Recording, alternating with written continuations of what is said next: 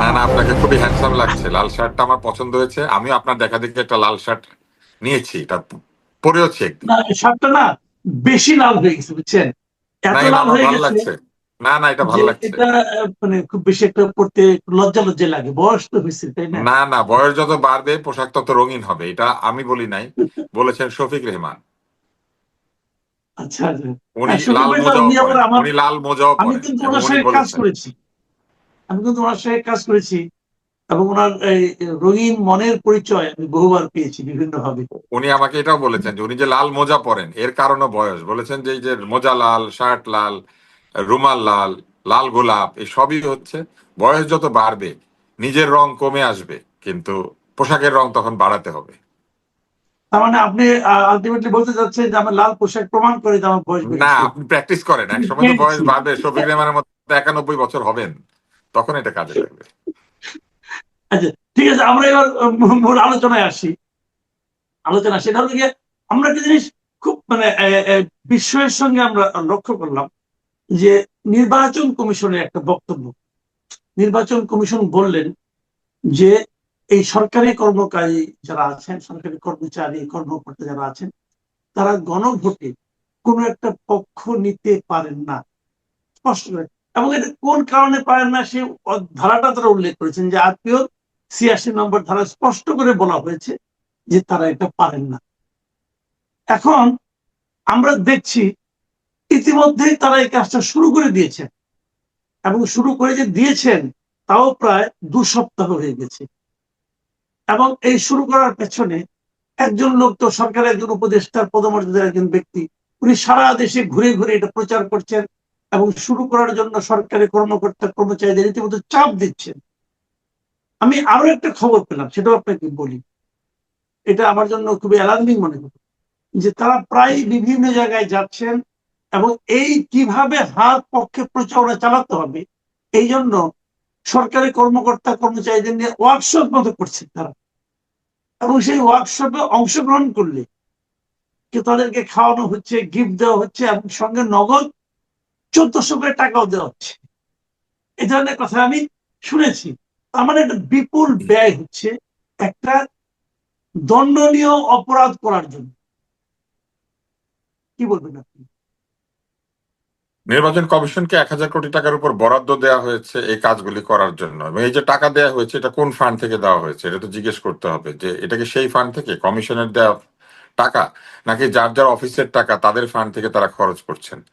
দুটোর কোনোটাই তারা করতে পারেন না, কারণ কমিশন বলেছে নির্বাচনের সাথে সংশ্লিষ্ট ব্যক্তিবর্গ যারা সরকারি লোক তারা কোনোভাবেই নির্বাচনে কোনো পক্ষ নিতে পারেন না, সেটা গণভোট হোক অথবা নির্বাচন হোক। এই কারণে যে দণ্ডনীয় অপরাধটি সংঘটিত হয়েছে, এই দণ্ডনীয় অপরাধের দণ্ড নিশ্চিত করতে গেলে আপনি দেখবেন যে ঠক বাঁচতে গা উজাড় হবে। এই কাজটি কারা করালেন? সরকার করালেন, অর্থাৎ নির্বাচনের বিধিমালা সরকার নিজেই ভঙ্গ করলেন। যে সরকার দাবি করেছেন যে বাংলাদেশের এই নির্বাচন নাকি ইতিহাসের সেরা, ঐতিহাসিক, মানে সেই রকম একটা নির্বাচন, তারা কিন্তু বারবার বাগাড়ম্বর করেছেন। ফলে এটা একেবারেই যে একটি বাগাড়ম্বর সেটা আরেকবার প্রমাণিত হলো। তারা এই নির্বাচনে বিধি লঙ্ঘন করলেন, যেখানে বিধি লঙ্ঘন করলে সরকারের সেইখানে গিয়ে কাজ করার কথা, মানুষকে স্মরণ করিয়ে দেওয়ার কথা যে আপনি বিধি ভাঙছেন, সেখানে সরকারি লোকেরা নিজেরাই বিধি ভেঙে টাকডুমাডুম করছেন। এটা ঠিক না, এটা ভুল। এবং এটা আমি মনে করি যে নির্বাচন কমিশনেরও শুরুতেই এটা বলা উচিত ছিল। এই কাজগুলি করে ফেলার পরে যদি বলে তাহলে লাভ কি? মানে কলা ছিলে ফেলার পরে যদি বলে বুঝায় দাও, কলা আবার আগের মতো করে দাও, তাহলে তো লাভ নাই কোনো। এটা আসলে ঠিক এখন হলো না। যদি কোনো একজন নাগরিক যে মামলা করে দেয়, এবং সেখানে দণ্ডটা কি হবে সেটাও কিন্তু আমি ওই ধারাটা পড়েছি, ওইখানে দণ্ডটা উল্লেখ করা আছে। দণ্ডটা হলো মানে মিনিমাম 1 বছর, মিনিমাম, এর নিচে দেওয়ার কোনো সুযোগ নাই। আর ম্যাক্সিমাম 5 বছর, তার সঙ্গে অর্থদণ্ড হতে পারে। এখন যে মানে অর্থদণ্ড অফিসে, হতে পারে এবং মিনিমাম 1 বছর বা 5 বছর হতে পারে, অথবা উভয়ই হতে পারে। হ্যাঁ আমি বলছি 1 বছরের কম হওয়ার কোনো সুযোগ নাই কিন্তু। না মানে কারাদণ্ড হবেই, তার সঙ্গে জরিমানা হবে, মিনিমাম এক অথবা বছর তার সাথে মিনিমাম এক জরিমানা বছর করাও যেতে পারে, ম্যাক্সিমাম নাও পাঁচ করা বছর যেতে পারে। জি। কারাদণ্ড হবে, তার সঙ্গে অর্থদণ্ড হতে পারে। এখন আমার কথা হলো, যদি কেউ যে মামলা করে দেয়, যে ভাই আপনি যে অপরাধটা করেছেন, অপরাধ যে করেছেন তার তো কোনো মানে আপনার প্রমাণ খুঁজতে হবে না।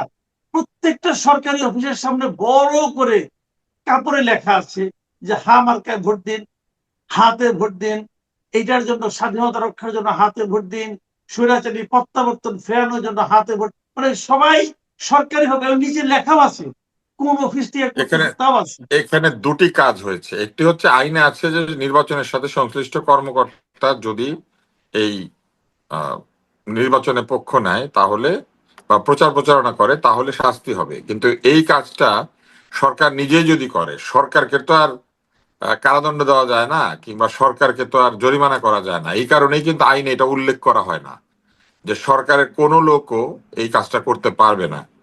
তো এইটা সরকার আসলে স্পিরিচুয়ালি বোঝা উচিত ছিল যে যে কাজটা সরকারের একজন কর্মকর্তা করলে অন্যায় হয়, সেই কাজটা সরকারের অন্য কর্মকর্তা করলেও আসলে এটা অন্যায়ই হয়। আমি ফলে আমি আপনাকে এই অন্যায়টাতে যে সরকারি মেশিনারি ব্যবহার করা হয়েছে, বরং সেই জবাবদিহিতা নির্বাচন কমিশনকে চাওয়া উচিত আমাদের, যে আপনারা কেন সরকারকে আগেই সতর্ক করলেন না যে এই কাজটা করা ঠিক হচ্ছে না।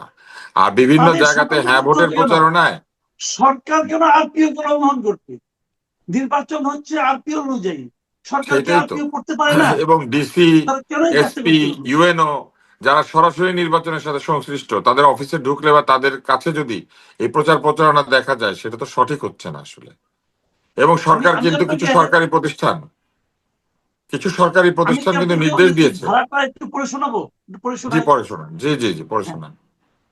এটা হলো আপনার আরপিওর 86 নম্বর অনুচ্ছেদে আছে, বলা হয়েছে যে প্রজাতন্ত্রের কর্মে নিয়োজিত কোন ব্যক্তি গণভোট অথবা কোনো ভোট বিষয়ে জনগণকে অবহিত বা সচেতন করতে পারবেন, তবে তিনি কোনোভাবেই গণভোটে হা বা না এর পক্ষে ভোট প্রদানের আহ্বান জানাতে পারবেন না।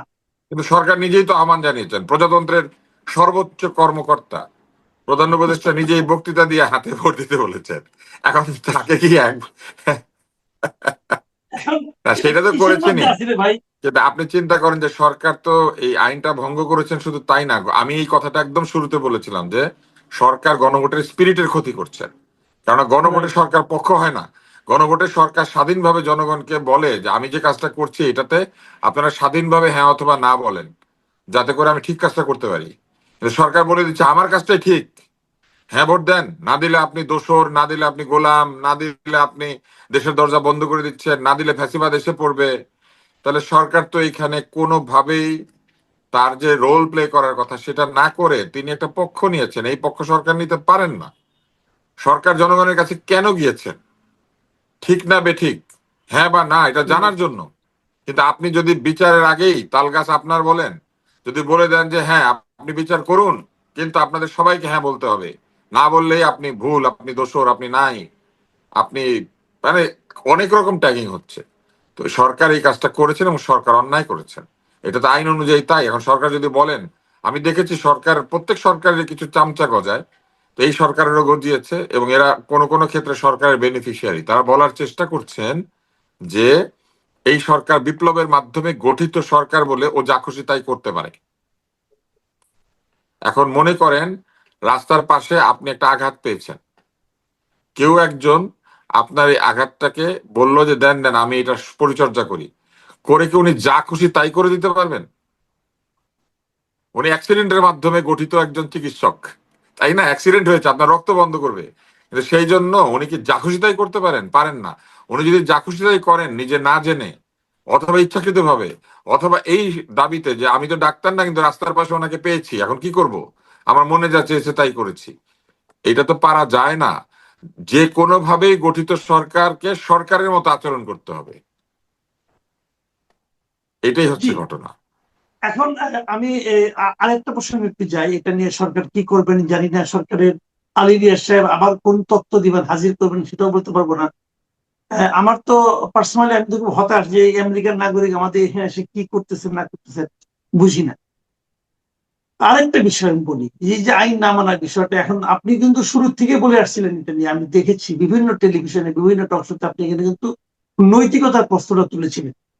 এখন আপনি যেটা নৈতিকতা কমন সেন্সের নৈতিকতা প্রশ্ন তুলেছিলেন সেটা কিন্তু এখন আইনগত ভাবেও যে অবৈধ এটা আমরা জানতে পারলাম। আইন নিয়ে কথা এখন কেন বলি আমাদের না, আইন নিয়ে কথা বললে বর্ডার বাহিনী এসে বলে আপনি কি লয়ার।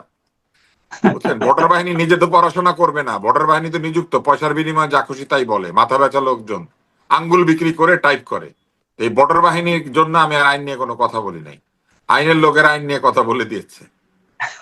তো এখন কথা হলো যে আমাদের প্রধান উপদেষ্টা উনি যে আরেক কথা বললেন যে আমাদের এই দেশটা নাকি জালিয়াতির কারখানা, এখানে নাকি পাসপোর্ট জালিয়াতি হয়, ভিসা জালিয়াতি হয়, অমুক হয় তমুক হয়, এগুলি বললেন।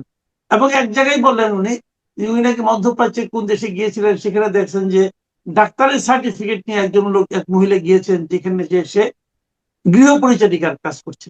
তো আমার কাছে এই জিনিসটা খুব কনফিউজিং মনে হলো যে যদি উনি ডাক্তারের সার্টিফিকেট নিয়ে যেয়ে থাকেন তাহলে গৃহ পরিচারিকার কাজ করবেন কেন? উনি তো ডাক্তারের কোনো কাজ করার চেষ্টা করবেন, এক নম্বর। দুই নম্বর কথা হলো যদি উনি সার্টিফিকেট নেন, বাংলাদেশ থেকে কোনো সার্টিফিকেট নিয়ে যদি কেউ বিদেশ যায়, তো সেই সার্টিফিকেট যদি কাজের জন্য প্রয়োজন হয় তাহলে সেটা তো পররাষ্ট্র মন্ত্রণালয় দ্বারা অ্যাটাস্টেড হতে হয়, ভেরিফাইড হতে হয়, নানা রকম কিন্তু বিষয় আশা আছে, আমি যতটুকু বুঝি। তাহলে এটাকে উদাহরণ হিসেবে দেখিয়ে উনি যদি বলেন আমাদের এই দেশটা জালিয়াতির কারখানা হয়ে গেছে, তাহলে সরকার প্রধান হিসেবে উনি কি করলেন গত 1.5 বছরে? এবং ওনার এটা বলা সাজে? এখন সারা দুনিয়া তো বলবে যে তোমার সরকার প্রধান বলে তোমরা জালিয়াতির কারখানা, তো তোমাদেরকে আমরা কিভাবে কি করবো? এটা থেকে আমাদের ইমেজ দুনিয়া জুড়ে বৃদ্ধি পেল না কমলো? এই কথার পেছনে মানে অনেকগুলো অযৌক্তিকতা আছে। প্রথমত, আপনি ডাক্তারের সার্টিফিকেট নিয়ে গৃহ পরিচারিকার কাজ যিনি করছেন, এটি করতে পারেন যদি সত্যিকারের ডাক্তারও হন। অবস্থায় ভেদে বা কোনো চাপে পড়ে বা কোনো কারণে কেউ যদি সেখানে ডাক্তারি করতে পারছেন না কিন্তু গিয়েছেন, কোনো কারণে চাপে পড়ে কিন্তু মানুষ অনেক কিছু করে। কিন্তু সৌদি আরবে এই ঘটনাটি ঘটার কোনো সুযোগ নাই, কারণ সৌদি আরবে অবৈধ গৃহ পরিচারিকা রাখার কোনো সুযোগ নাই। যদি কেউ বাংলাদেশে গিয়ে থাকেন, তাকে আমাদের ইমিগ্রেশন পার হতে হয়েছে এবং এইখানেই তার আকামা বা ওয়ার্ক পারমিট শো করতে হয়। ওয়ার্ক পারমিট শো না করে কেউ সৌদি আরবে যেতে পারে না। ফলে এই ওয়ার্ক পারমিট শো করে যখন তিনি সৌদি আরবে গিয়েছেন, তার পাসপোর্টটাও সেখানে দেখাতে হয়েছে। ইমিগ্রেশনে কিন্তু পাসপোর্টে গায়ে পেশা লেখা থাকে এবং এই পেশাটা দেখা যায়, আমাদের ইমিগ্রেশনের অফিসাররা এটা দেখতে পান। ফলে যদি পাসপোর্টে পেশা লেখা থাকে ডক্টর আর আকামায় লেখা থাকে গৃহ পরিচারিকা, তাহলে আমাদের ইমিগ্রেশনই পার হওয়ার কথা না। ফলে উনি এই গল্পটা যে বলেছেন, এই গল্পটা আসলে বলেছেন হয়তো, কিন্তু এই গল্পটা কতখানি কি এটা আসলে বাছাই করা, যাচাই করা দরকার ছিল। ইনি এই অন্যায়টা দেখেছেন ওইখানে বসে, তাহলে ওই অন্যায়টা তো সুনাগরিক হিসেবে তখনই রিপোর্ট করে দেওয়ার কথা। আর গৃহ পরিচারিকা তাকে কেন এসে বলবে যে আমি ডাক্তার, অথবা কেন বলবে যে আমার ডাক্তারের সার্টিফিকেট আছে? আর ওই গৃহ পরিচারিকা যদি ধরা পড়ে গিয়ে থাকে সৌদি আরবে, তাহলে সরকারেরই সেটা জানার কথা। এই সরকারের থাকা অবস্থায় উনি যদি এটা জেনে থাকেন, তাহলে আমি বুঝলাম যে প্রধান উপদেষ্টাকে তারা বলেছেন। কিন্তু অতীতে গিয়ে থাকলে তিনি, তখন তো উনি প্রধান উপদেষ্টা না, ওনাকে এই গল্প কে শুনিয়েছে? এগুলো আসলে এক ধরনের মানুষের মনে, কৌতূহলী মানুষের মনে প্রশ্ন জাগায়। কিন্তু যে কাজটা তিনি করেছেন, তিনি বলেছেন বাংলাদেশ জালিয়াতির কারখানা, এটা ওনার মুখ থেকে আসাটা আসলে অত্যন্ত দুঃখজনক। এই জালিয়াতির কারখানার তিনি প্রধান উপদেষ্টা, এইটা তো তার মনে রাখা দরকার ছিল। এতে আমার মতো সাধারণ নাগরিকরা অনেকেই দুঃখ পাবেন। আমি আপনাকে একটা গল্প শোনাই, এটা আমার দেখা নয়া চিন নামে একটা বই আছে, শেখ মুজিবুর জি, রহমানের লেখা। জি, উনি তখন আহ, পাকিস্তানের প্রাদেশিক সরকারের মন্ত্রী সম্ভবত। তো উনি নয়া চীন পরিদর্শনে গিয়েছিলেন এবং সেইখানে যাওয়ার পরে ওখানে ওই কথাটা উনি লিখেছেন যে অনেকেই বদনাম করছিল পাকিস্তানের এবং পাকিস্তানের প্রেসিডেন্ট থেকে শুরু করে সবার। কিন্তু উনি চিন্তা করলেন যে এই বদনাম করাটা তার সাজে না। কেন সাজে না? কারণ উনি বললেন যে এটা সাজে না এই জন্য, উনি কি তখন মন্ত্রী কিনা আমার এটা মনে নাই, আমার দেখে নয়া চীনে কিন্তু এই কাহিনীটা আছে, এটা আমি পড়েছি। উনি চিন্তা করলেন যে নিজের দেশের ব্যাপারে বিদেশিদের কাছে এসে বদনাম করাটা অত্যন্ত অন্যায়। নিজের প্রেসিডেন্ট কিংবা নিজের দেশের মানুষ বা নিজের দেশের যা কিছু থাকুক নিন্দা করার, এটা উনি যেহেতু রাজনীতি করেন দেশে করবেন, কিন্তু বিদেশের কাছে নিজের দেশকে ছোট করাটা উচিত হবে না বলে উনি বিরত থাকলেন। এবং এখানে আরো একটা গল্প আছে যে উনি একটা বিয়ের দাওয়াতে গিয়েছিলেন, সবাই উপহার দিচ্ছিল, উনি তো জানেন না যে সকলকে উপহার দিতে হয় এইভাবে। এবং উনি তখন, তার হাতে নাকি একটা আংটি ছিল, সে আংটিটা খুলে দিয়ে দিলেন। কারণ এই জন্য দিলেন যে ওরা ভাববে যে বাঙালি এত গরিব, বাঙালির রাজনীতিবিদ এত গরিব বা এত দুর্বল যে সে একটা উপহার দিতে পারে না। মূল বিষয়টি এইখানে যে আমাদের প্রধান উপদেষ্টা যখন আমাদের পুরো দেশটাকে জালিয়াতির কারখানা বলেন, তাহলে এই কারখানায় বহু বহু জালিয়াতি পয়দা হয়। এবার আমার একটা প্রশ্ন আছে, সেই প্রশ্নটা হচ্ছে এই সরকার তার পররাষ্ট্র দপ্তর বলেছে সৌদি আরবের চাপে হোক বা অনুরোধে হোক বা নির্দেশে হোক, আমাদের সরকার 69,000 রোহিঙ্গাদেরকে বাংলাদেশের পাসপোর্ট দিচ্ছে, যাদের দিচ্ছে, রাইট। বাংলাদেশের পাসপোর্ট পাওয়ার কথা না। কারণ তারা বাংলাদেশের পাসপোর্ট জালিয়াতি করে, জালিয়াতির মাধ্যমে বাংলাদেশের পাসপোর্ট নিয়ে তারা বাংলাদেশি সেজে সৌদি আরবে চাকরি নিয়ে চলে গিয়েছে। এখন আমাদের পাসপোর্টের আইনে পরিষ্কার লেখা আছে, Bangladeshi citizens by birth, descent or naturalisation are eligible for a Bangladeshi passport. এবং ওখানে বলা হয়েছে যে অ্যাপ্লিক্যান্টের বয়স 17 বছরের মানে 18 বছরের নিচে হলে তার একটা 17 digit online verifiable birth registration certificate থাকতে হবে, অর্থাৎ জন্ম সার্টিফিকেট থাকতে হবে। আর যদি 18-র বেশি হয় তাহলে এনআইডি থাকতে হবে এবং তাকে ইন পার্সন বায়োমেট্রিক দিতে হবে। তাহলে এই রোহিঙ্গাদেরকে যে নতুন ভাবে পাসপোর্ট ইস্যু করার সিদ্ধান্ত হলো, 69,000-কে বাংলাদেশের পাসপোর্ট দেওয়া হলো, জালিয়াতদেরকে উৎসাহ দিল। কে দিল? জালিয়াতদেরকে বাংলাদেশের নাগরিক হিসেবে আবার পাসপোর্ট দিয়ে দেওয়া হলো, যারা জালিয়াতি করে কোনো না কোনো একটা কিছু বের করেছিল, হয় বার্থ সার্টিফিকেট, না হলে এনআইডি, না হলে তো পাসপোর্ট হওয়ার কথা না। তো জালিয়াতিতে কে উৎসাহ দিল? এবং এই যে জালিয়াতি আমাদের আছে, এই জালিয়াতির জালিয়াতি কারখানার বন্ধ প্রধান করার জন্য, উপদেষ্টা। এই জালিয়াতি বন্ধ করার জন্য এই অন্তর্বর্তী সরকার কি কি ব্যবস্থা নিয়েছেন জালিয়াতি বন্ধ করার জন্য? সেই ব্যবস্থাগুলো উনি নিবেন না? একটা জালিয়াতির কারখানাকে উনি জালিয়াতির কারখানা বলে দিয়ে তারপর চলে যাবেন?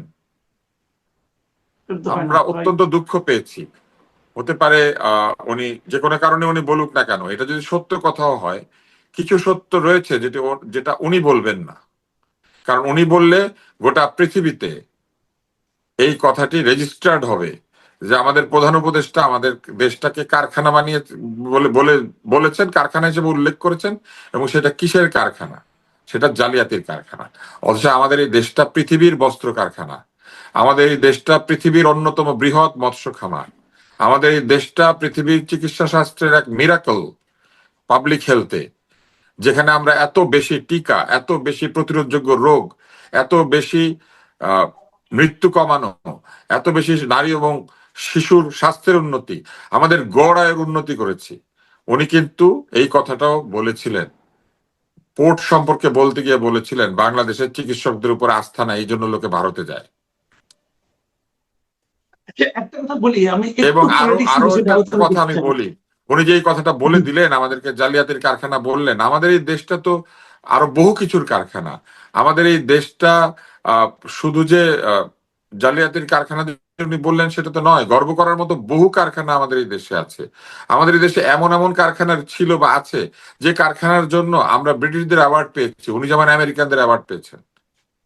আমাদের এইখানে একটা উলের কারখানা ছিল, সে উলের কারখানাটা নিউমোনিয়া আক্রান্ত হয় শিশুরা, সেই জন্য তাদের জন্য শীতের কাপড় বানাতো, ক্যাপ বানাতো, গ্লাভস বানাতো উলের। এবং সে হাতে বোনানো নামে সেই প্রজেক্ট কিন্তু রানী সেটাকে পুরস্কৃত করেছেন যে আমরা শিশুদের জন্য এটা তৈরি করি, এবং এই প্রোডাক্ট আমাদের এখানে গরিব নারীরা তৈরি করতো এবং সেটা পৃথিবীর বিভিন্ন দেশে গরিব শিশুরা ব্যবহার করতো। তাহলে এই কারখানাগুলি উনি চোখে দেখলেন না? উনি শুধু জালিয়াতির কারখানাটাই দেখলেন, ওনার গ্রামীণ ফোনের কারখানাটা উনি দেখলেন না, ওনার গ্রামীণ ব্যাংকের কারখানাটা উনি দেখলেন না, ওনার ড্যানন দইয়ের কারখানাটা উনি দেখলেন না? খুব এগুলি কি দুঃখজনক। জালিয়াতির কারখানা? এগুলো তো ভালো কারখানা।